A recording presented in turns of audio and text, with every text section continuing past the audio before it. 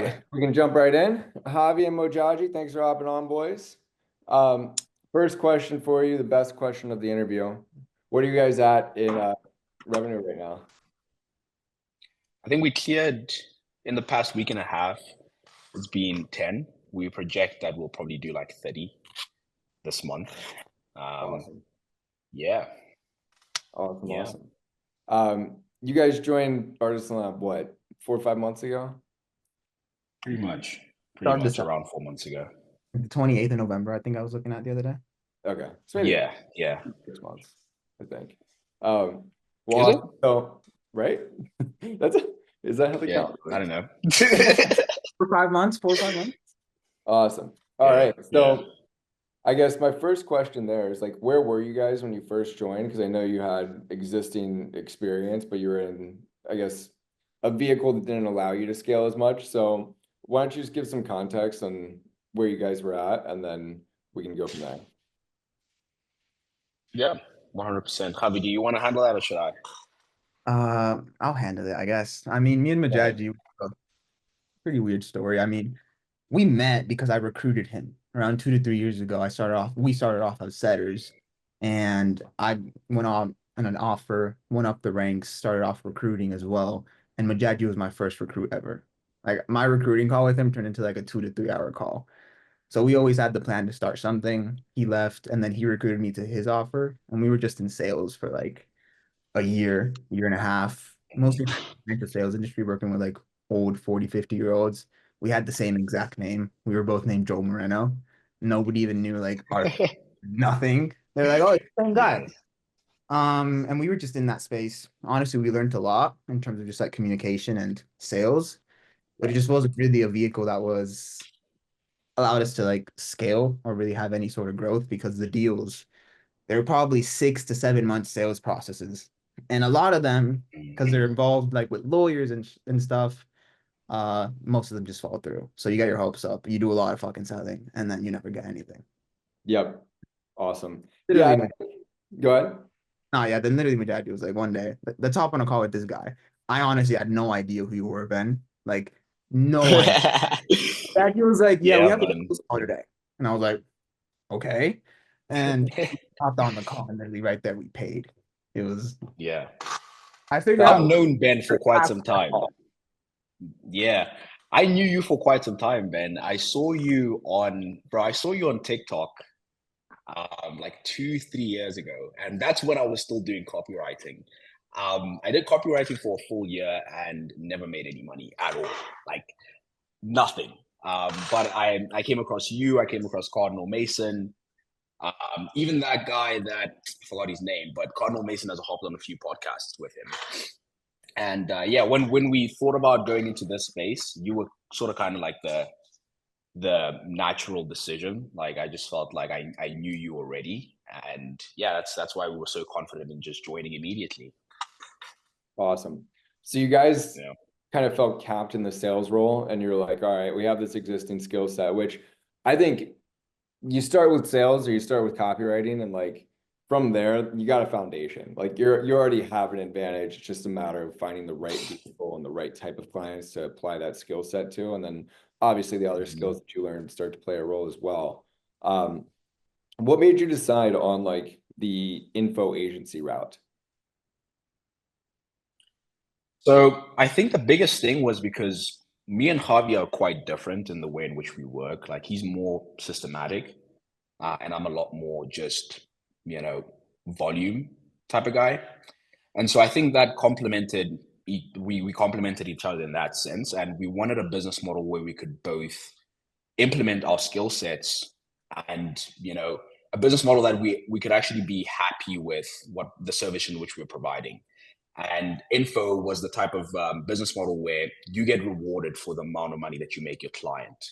We've sold a bunch of nonsense, and info is the one business model where you have no ceiling and you are rewarded with how good your service is.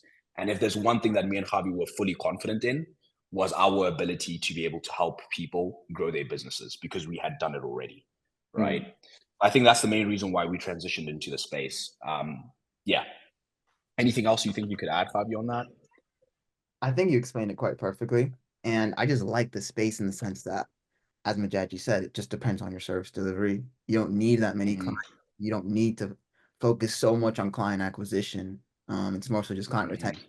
You can retain clients, you're going to make more money because you're doing a good job. And like I mentioned Mhm. to Ben before the call, before we started the recording, we did outreach for probably a week, got the first client, have not done any more outreach after that. It's literally been on. Yeah.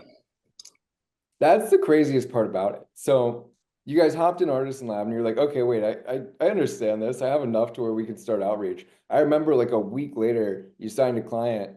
First month, you guys hit 10K. So Yeah. I think coming from a sales background, that definitely helped you. But what else? What else was like, the main factor there that allowed you guys to kind of hit the ground running so quickly? I think the conviction, and after having joined Artisan Lab, we saw what was possible. Like, I think the biggest thing that Artisan Lab did for us is it showed us what's possible, and it allowed us to have some sense of structure in the way in which we can attack things, and that's why we could attack it so fucking early. We had all the resources. We were like, okay, well, let's just start outreach, and then we'll figure it the fuck out. Like, we have everything we need. And if we need more, we have a whole community of people that can help us. So we didn't spend too much time trying to really like hone in on the skill sets that go into info growth operating. But we just were like, okay, let's get a client and then we'll work it out after that. Yep. Are you guys still working with that first client you signed? Yep. Yeah. He's What do you referred us 3 more.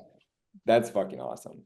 What do you think about what it was about him that made him such a good fit? And like, how'd you identify, okay, this can be a really solid client right out the bat? Because I think that's probably the hardest part when you transition over this space. You might spend 3 months working with shitty clients, and then you're like, holy shit, like Mhm. this is draining. But when you get the right one, then you can be in a position like you guys. Yeah, something I would say personally is always want to look when you're doing the outreach and stuff, how much volume the client itself is posting and the quality of their audience. So when we were doing outreach, we got that client, I probably did around 10 to 15 moves and sent it out to those people. And four of the guys responded. I had some experience in the past with another opportunity doing like lead sourcing. So I kind of we had a good grip of kind of who to pick and choose. But mostly we find people that have a good audience, they communicate well, they do a lot of volume, but it's difficult to find their offer. In the sense that our Mhm. first client, when I got into his account, I saw his Instagram, saw I did drop shipping, but I had to click on the bio, go to Linktree, go to his YouTube, click on a YouTube video, and then I found his offer. So simply, I just told him, look, it takes this time. Like it takes way too long to find your offer. Most people aren't even going to go through the hassle. And there's people with smaller audiences and, making 4, 5, 10 times the amount of money you're doing. So it makes sense. If you're interested, just hop on a call. And I just did that for absolutely everyone. And he was the fit because I think what I like about this space as well is you're not working with old how roofers, contractors, you're working with actual Yeah. peers in a sense, and they understand and they have the right mindset, especially if you're targeting the right niche. He was in drop shipping, so he's like 2021, and he understood what he had to do. He was like, okay, Mhm. this sounds good. I guess all I have to do is post content and you guys handle the rest. It's a no-brainer, really. Awesome. Yeah, one that's crazy that you guys got a solid client within your first 10 to 15 pitches. Um, I always say when people will ask me, like, how long will it take to get a good client? I tell them it could be your next pitch, it could be your thousandth pitch from now. So I think you guys are a really good example of like, as long as you send quality outbound and you know who to look for, it can happen quickly. Mhm. Um, so that's just super cool that you guys were able to kind of hit that early.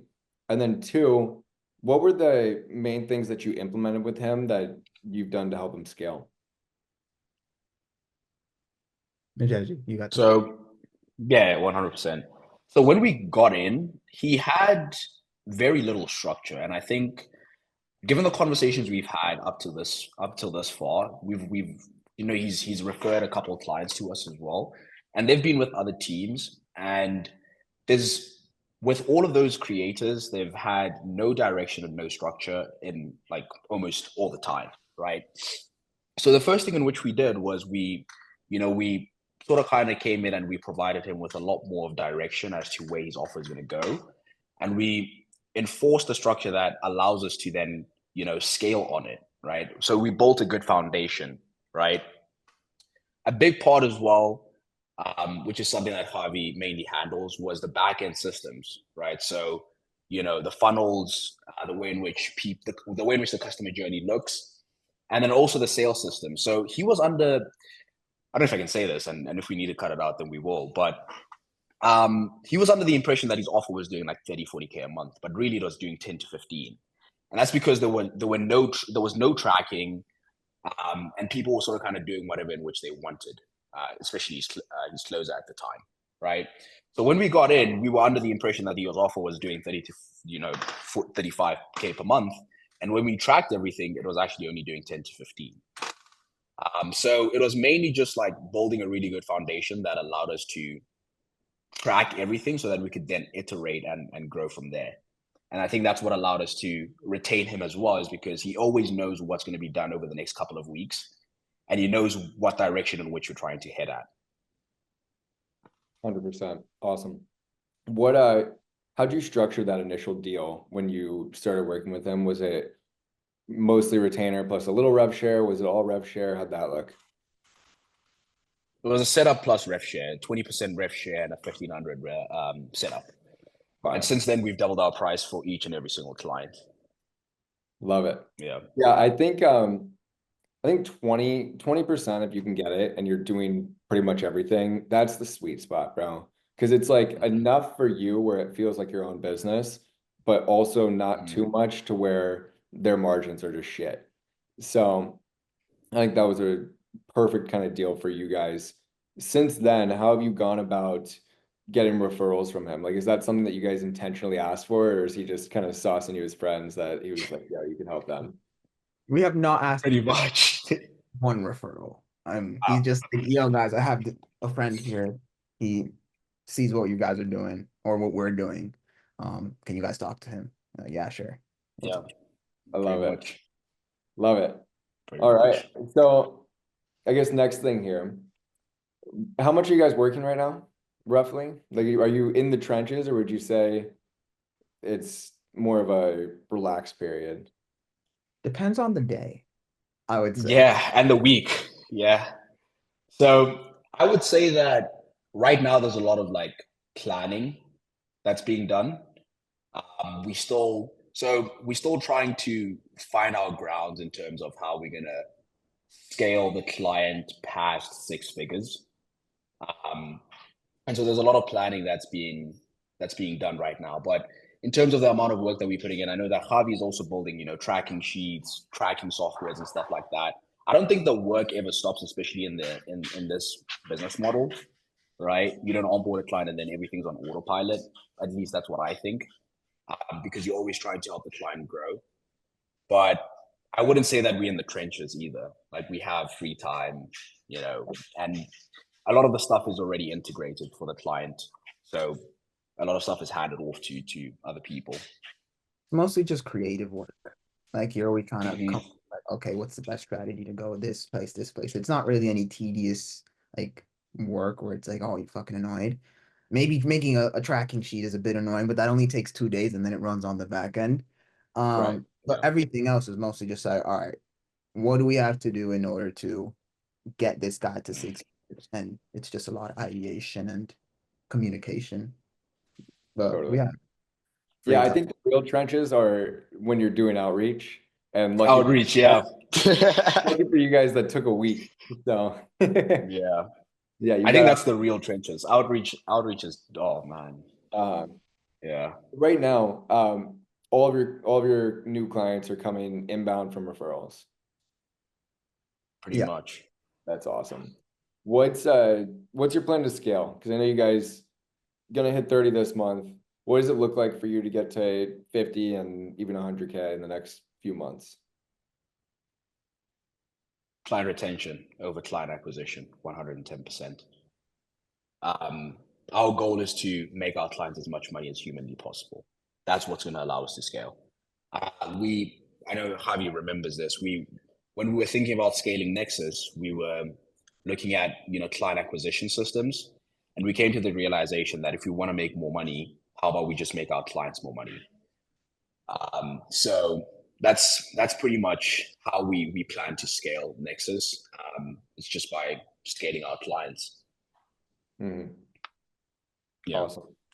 What do you think some of those levers are? Like for somebody watching this that has a solid client, and let's say they're stuck with their client around 50 or 100K a month, like what are those levers that you're planning on pulling to get them to the next level? I was telling Javi this as well, and we're having a conversation with the guy that we're just about to onboard, and he was speaking that like he's gonna improve his funnel and improve the back end systems. I think the biggest two things are content and the volume on the content. So content and marketing, I think those are the two biggest levers in which you can pull. I watched a video of yours as well, and you were speaking that like volume alone can do a lot for an offer. And a basic funnel in and of itself can like allow just for volume to scale the client to $250,000 a month, and then after that you can mainly focus on perfecting the funnel. But if there's no volume going through the funnel, I think that you sort of kind of just being counterproductive in the sense that you're not going to scale with a perfect funnel and no volume. So I'd say making sure that your client double downs on content and quality content, and then also utilizing ads to a certain extent, but also planning out the marketing strategy so that you guys can funnel people to the correct channels so that you can make the most amount of money. Yeah, I would say Anything that you would add there, Javi? just make your client's life as easy as possible. Something that we've seen with like when we hop on these calls from like the people referred to us, they say, yeah, I just don't know, or I'm not really communicating enough with the team, so they don't know what's going on. We communicate with our clients on an hourly basis. We're speaking with them about everything that's happening. We're keeping them in touch of everything. And then when it comes to content, we also help them with that in the fact of we make their life very easy in terms of what they have to post. Or like you have to post this sort of content, this sort of length, this sort of style, very authentic, very raw, and then just do as much volume as you possibly can. Try to stick to more middle funnel and bottom funnel content because it's going to give us more high quality leads. And if you do this for a certain period of time, you're in 2, 3 weeks, 4 or 5 weeks, because YouTube has a lagging effect, you're gonna see that money. So it's mostly just keeping them accountable on that and giving them the clarity so they barely have to think. They're like, oh shit, yeah, that makes sense. They're experts in the space already. They know how to yap. You just have to tell them on, kind of give them the direction of what to yap on. And once they do that, it's just post. And yeah, I make the funnels, which is like my part. But that's mostly just for optimization. So once we get to those 6 figures, scaling past that is going to be simple because systems are already in place, the foundations are already in place. Fire. Yeah. How have you guys split up your roles within the agency? Is Modjajdi more on the sales side and you're on the funnel, or how's that look? Yeah, pretty much. I handle all the systems, Pretty much. tracking the data, and Yep. Modjajdi has sales. Sales and marketing mainly. Yeah. Sales. So, Javi, you have the boring shit, and Modjajdi has the more fun stuff. Yeah. Pretty much. But Javi finds it quite fun, bro. I would not be able to do that all day. The type of stuff that Javi does would bore me to death. But I think it dates back to, or it resonates with what I was saying early on in the conversation, is that we just had skill sets that complemented each other. And that's why we felt that going into business together would be absolutely phenomenal. Yep. No, like I like building that shit. Luckily, because I spent the last 3, 4 days making a Looker Studio dashboard for 4 clients. I was gonna shoot myself in the head by the end of it, but then it felt so satisfying because I was like, "Oh shit, I finally did it." That's Yep. kind of the thing I'm addicted to. And now I got an iPad. I fucking draw on that shit every day. Just system. Mm-hmm. It's a perfect match, boys. Okay, 2 last questions for you. One is selfish. The first one is, what do you think the biggest thing you've gotten out of Artisan Lab is? The confidence. Structure, my opinion. Yeah, structure and confidence, conviction, absolute fucking conviction. Yeah. And that's not just You like want us to confidence. elaborate on that? It's also like confidence in the fact that I know that if anything goes wrong, if there's anything that I don't know what to do, or like the our client's account gets banned or it gets shadow banned, I know that I can go in Artisan Lab and in 5 minutes have an answer from somebody already helping me on how to do it. That sort of confidence is Mhm. so valuable to us because problems get solved quickly. You need to solve problems quickly, Mhm. and Artisan Lab allows us to do that. Beautiful. Yeah, I think that's a big thing. It's just like having enough trust in yourself to focus on the highest leverage activities. So like in the beginning, that's client acquisition, because if you don't have a client, like none of the back end stuff, none of your skills really can be exercised yet. But you guys just had a good foundation, came in, knew that you could lean on the material and the community for everything else that you didn't know, and just focused on getting a really solid client. So last thing I got for you, and I guess both of you could answer this one separately, but I'm sure your answers will be similar. If you could go back 6 months ago to like that version of yourself who's kind of capped at a sales role, um, what would you tell them, and like what's the big difference maker? You go with That's a it. good question. That's a very, very good question. What would I, if I could go back to, 6 months ago and I could give myself a few words, I I got. think 9 times out of 10, huh? You got yours? No, go, go, go, go. You were gonna rant. I Go, think go. nine times out of 10, you know what you need to do, I think, right? Me and Javi went back and forth in this business model for 3, 4 months, right? We knew we were capped out. And we knew that we had, hit a ceiling in that sales role. And I think most of the time you avoid taking that action because you're scared of the uncertainty on the other side of the wall. Um, and the and the truth is, you'll never be absolutely certain unless you actually, take the action. So if we had started, when we first spoke about the business model, we'd be like 5 steps ahead, right? So I'd say just take that action. You know what you need to do 9 times out of 10, and just do it. You know what I mean? I don't know if that's yeah. Go ahead, Fafi. No, you put that well. This is why we're partners. I have the same exact shit. Exact thing. Literally, just take the leap. Like when we signed the first, I thought we got an Artisan Lab. I thought we were gonna have 3 months to like learn the Mm-hmm. base, see how we were gonna do it. We got our first Mm-hmm. client that first week. Now we had to make it work, and now we had to figure out how to actually deliver the best service possible. And we did it because it was either do that or die. So Mm-hmm. once you're actually, it's better to be in the arena than be a spectator. So once you actually got into the arena, Mm-hmm. just amazing. I think the feeling is amazing.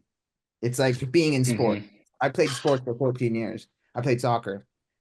And there is nothing like that feeling that could compare to me, except when we got that first client and now we were in the game. Like being in the game is the best fucking thing ever. It just feels good. Even when you're fucking like fucking up a funnel or the sales team is fucking up, it just feels good because you're like in the game. I'd rather be in the game than be Exactly. contemplating whether or not we're gonna do this, how we're gonna do it. Just fucking do it. Like you'll figure it out. Yeah. I love it. We got I think I think to also add on that one more to add one more thing to that as well is that the main reason we took 3 to 4 months to take action is because we were actually comfortable in that sales role. Like we were making a good amount of cash, but we knew that we were destined for more, right? And that's why we went back and forth on that. And until we took that action, we would have never seen, like Harvey said, what the game actually looks like. We just would have just stayed spectators and stayed, at that ceiling that we knew that we could go past. Yeah, and W Artisan Lab, you know. all you guys because W rock. Artisan Lab. all because of Artisan Lab. I appreciate it. This was definitely the most philosophical bars I've ever had on a student interview. So props to you guys for that. That might come from the sales background. Yeah. So I mean, nah, me and Modjajdi just fucking rant so much. We always like hop on calls and just Yeah, talk bro. about philosophical stuff. It's Yeah, bro. It's insane. Yeah. love it. living together. And also, yeah, it was insane, man.